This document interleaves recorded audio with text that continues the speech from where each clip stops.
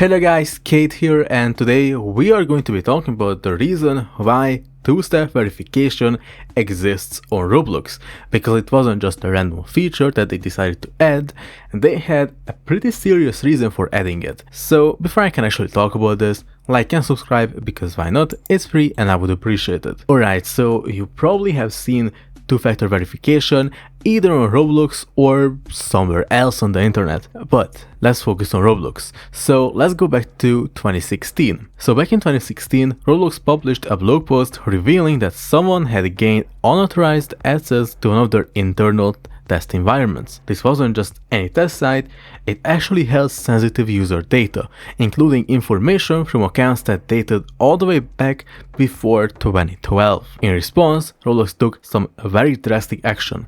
They temporarily shut down the entire in-game economy, like the items and basically the Robux, what makes up an economy in a game, basically. They did this to monitor for unusual account activity and identify compromised accounts, because if this user data was used to steal items basically from rich accounts, the hackers most likely would have stolen those items, traded to some accounts or the Robux, or just basically stole whatever was on the account if it was valuable. So affected users were prompted to reset their passwords as part of the containment effort. That makes sense. So after this incident, shortly afterward, Roblox introduced two-step authentication.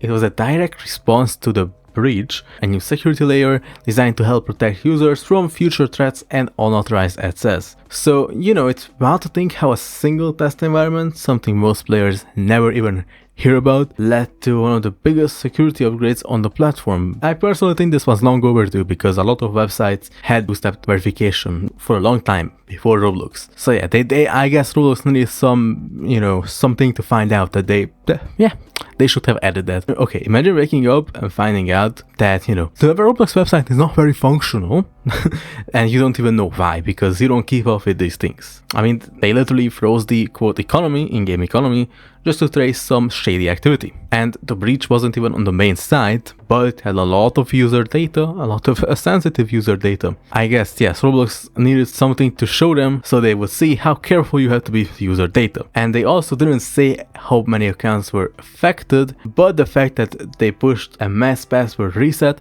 says a lot about the number of affected accounts. So it must have been quite a lot. But anyways, that was the video. That was why two-step authentication exists on Roblox. But anyways, thanks for watching, and I will see you guys in the next one. Bye.